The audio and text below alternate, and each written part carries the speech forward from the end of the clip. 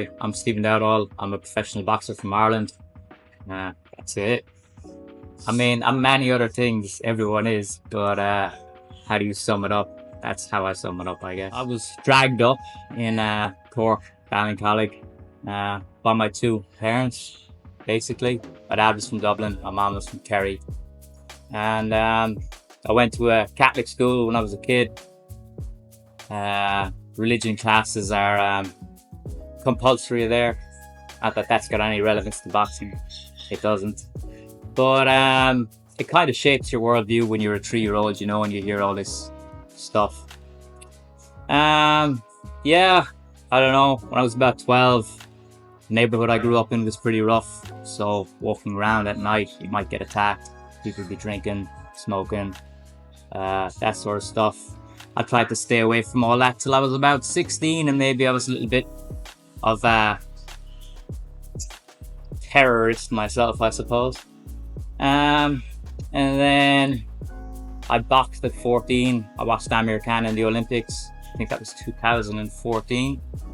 Came away with a silver medal. My dad bought a pair of boxing gloves. We both put them on and beat the shit out of each other in the parking lot. And after that, he said, "Hey man, I'm sending you to a boxing gym because you're pretty good." So we pulled up to one. It's called Rylan.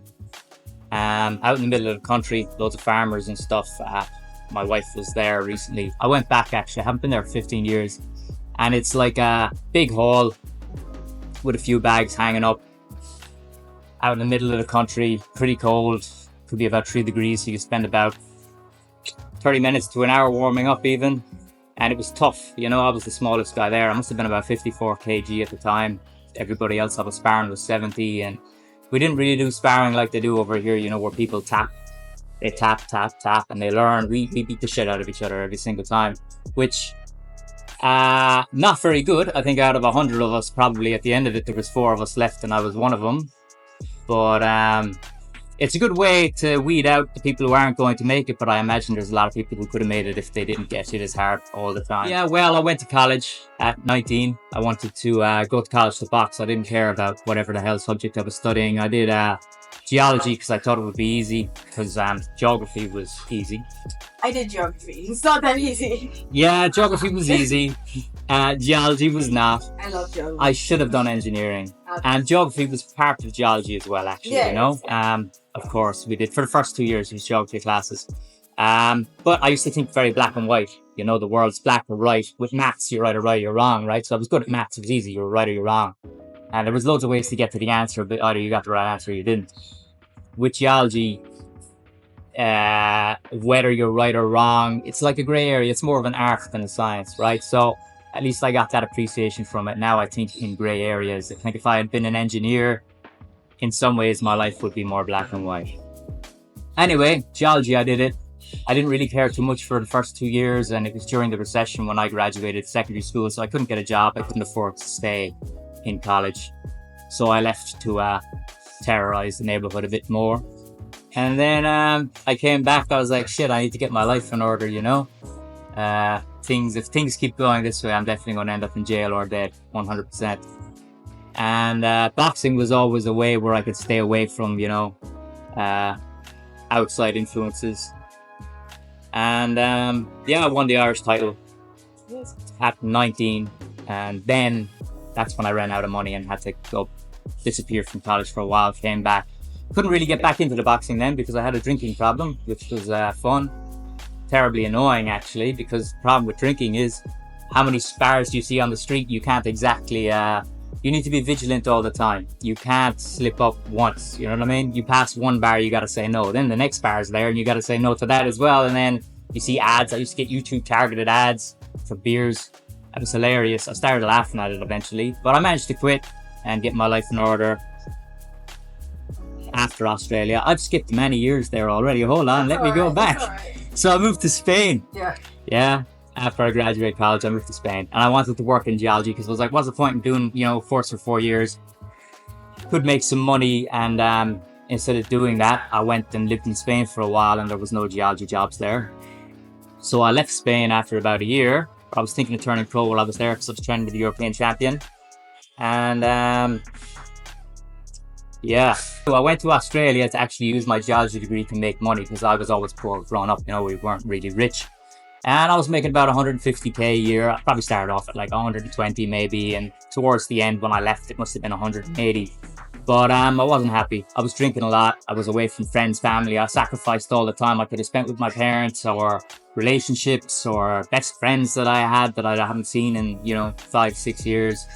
And Perth's a pretty lonely place. It's hard to meet people. And when you're working on the mines, you work 1 week away and then you might be back for 1 week, or you might work 2 weeks away and then you're back for 1 week. So it's impossible to have a relationship. And all the people over there are, sorry, Pertonians, but some of them are not very friendly. Some of them are grand. But I figured I'd make the jump to Singapore. It was a direct flight. I came here 3 or 4 years ago. I walked into this gym and they turned me away. And I came back a year ago and I got in and I said, all right, let's turn pro. And I won my first pro fight. And then I said, I'm not happy with the mining. Same problem actually as I had back home was if I keep mining, I'm going to drink myself to death or smoke myself to death. And I'm going to get brain damage regardless. So I might as well box and get brain damage instead. Doing something I love, you know what I mean? Like money isn't the be all and end all. Yeah, I could make 180k a year. I knew that. I knew I could retire at 40, a millionaire, right? It's all you really need. You buy a few properties, you make money off the rent, you've got a place to live. You don't really need to work as much anymore. Yeah, but I'd be 40, I'd be alone. Now I'm 35, boxing, got 2 wins already, married. Like the things that have happened in the last year would not have happened if I was stayed in Perth, and that's for sure. Yeah, I reckon, like I'm thinking if I had kids here, I could keep them out of trouble. When I was younger, I always wanted my kids to be a bit like me, go through the same struggles and stuff. But honestly, I don't know. It's dangerous. You're taking a risk. You don't want your kids to end up in jail. You do want it to be tough, and I'm tough for sure. But I'm tough because I've went through shit. And I'm not sure how tough you can be without going through shit. But I'm not sure the shit that I went through is the shit that I want them to go through. You know what I mean? Yeah. Like Ireland's culture is... There's it's pretty tough. It's pretty rough, but at least you have wilderness, right? So if you get on your bike and you can cycle out into the middle of the country and bam, you're surrounded by trees, forests, fields, cows, sheep. You've got that going for you. It's great, fantastic. I loved all that. But like there's, the poor areas, and Ireland's not exactly a rich place. It says it's got a really good GDP, but it's like a third world or second world country disguising itself as a first world country. And yeah, it's pretty tough. Like there's a lot of fights. We're known for fighting. We're known for drinking. And there's a reason we drink so much. It's because, well, the weather's probably shit. The people are sometimes difficult and there's a lot of fighting. So, over here though, I could see, kids getting bullied for being different. And now with the rise of the internet and all that, you've got all this cyber shit going on. There will be their own problems. Plus the lack of wilderness and freedom I could see, Like, I don't know about cameras around here, but you're pretty much surveillance all the time. You've got a small HDB, so sacrificing the house for a flat. I've always wanted a garden, a garage, a place to work on my car, which I had in Perth, but, well, just the car is not going to make me happy, In boxing, I wanted to go to the Olympics. And, Mike Tyson won a world title. He was very young. I didn't win a world title at a young age. And I thought, I must not be good. Which was dead wrong. I should have just kept persevering. There's people that make it much older than even me, you know what I mean? And yeah, if you think like that, you'll shoot yourself in the foot. Like the best time to start is today. Instead of worrying about you should have started 3 years ago. I say, I should have started 3 years ago. I should have never went to college. I should have boxed and maybe I'd be world champion. But if I did that, I wouldn't have met my wife. I wouldn't be doing this interview right now. And yeah, who knows where I'd be though? Maybe it'd be amazing, maybe it wouldn't, who knows? I wouldn't be me though, that's probably the thing. And I think if you think about things and put a timeline on them, you're basically setting yourself up for failure. You're putting pressure on yourself to have kids before you're 30. What if you have kids with the wrong person? Then next thing you're going to want to be doing is being divorced by the time you're 35. Like, it's pointless. Definitely, everyone thought I was crazy. Like all people I was mining with, but at the same time, a lot of the people that I was mining with, they weren't happy themselves, you know what I mean? I knew 2 people that were like 40 something, they were living in Perth, they were alone. Sure, they had money. Some of them had like 3 or 4 houses, but they were alone, no kids. And you could just see the unhappiness seething out of them. And I didn't want that for me. But a lot of geologists will look at someone that's making a switch from geology to boxing and think you must be crazy. And, you know, maybe I am, but I also think it's crazy to keep doing something you don't want to do. I love geology. The bigger picture is great. The whole planet's chemistry of it and how we came to be and evolution and all that's fantastic, fossils. But economic geology, where you're just getting gold so some millionaire can store it in a bank vault, doesn't make much sense to me. In terms of challenges, I wanted to turn pro earlier, maybe 24, but I was working as a civil engineer kind of thing at the time, and I was away from Monday to Friday, living in hotels for about a year and a half, like every week. And it's impossible to train when you're doing something like that. You cannot be at the same boxing gym, because I wasn't even in the same place. You know, I'd be in Cambridge for 3 months, I'd be up in Scotland for a month, but I'd be in like Dundee, then I'd be in Glasgow, then I'd be in Edinburgh, then I'd be in Cork, then I'd be in Dublin, then I'd be back to Cambridge, maybe over in Oxford for like 2 or 3 days. It was nuts.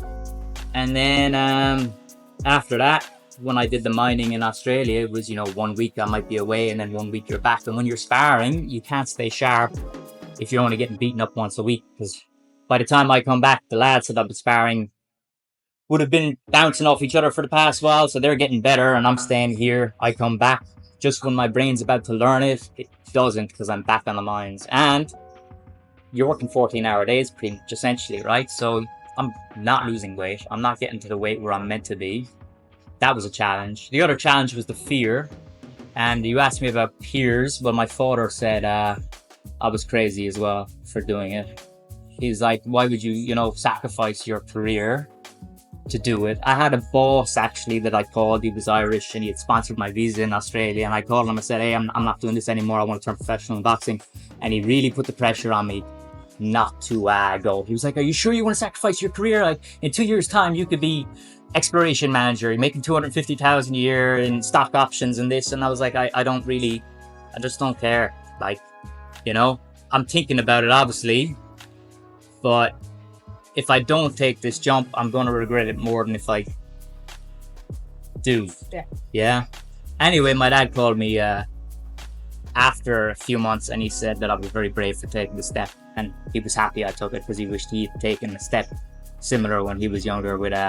He used to run. He had a pretty good mile time. But Ireland's sporting scene back when he was growing up probably, you know, would have been difficult for him to get to where he wanted to be. Plus, you know, the way the internet is nowadays, it's so much easier to find out. If you want to be something, you can research it these days. You can find out who does this. You can message somebody on Instagram. They can say, hey, come here. That's what I did. I messaged someone on Instagram. They said, come to Fight Promotion Gym. And that's what happened. I came here. So, but I would have turned pro in Australia as well. I had a promoter over there I knew, and a gym I was training at, but I got cancer basically, and so I had to get surgery for that, and that put me out of boxing for about 2 or 3 months, I reckon. I came back to the gym about a week after the surgery, which the doctor said take 8, but I don't take 8. I don't think it's within your mindset to do that. I'm too tenacious now. I've spent so long doing drugs and drink, Right. which was fun for maybe the first year. And after that, it just becomes kind of a chore. And then doing jobs I hated, that eventually you're like, hey man, what am I doing with my life now? At this point, I've spent so long backing around. It's time to, you know, go at something and go at it really hard. And the thing about boxing is if you don't push yourself to hell, you need to go to hell, if you know what I mean, right? So I train, I kill myself, I bully myself, I beat myself up. More than I beat anybody up, I beat myself up. And it's the only way. Because boxing isn't friendly shit, right? If I don't beat myself up, the other person's going to beat me up. So, yeah, I love when I'm training with people and they bully me. That's real training, I think. I think you can go further than that.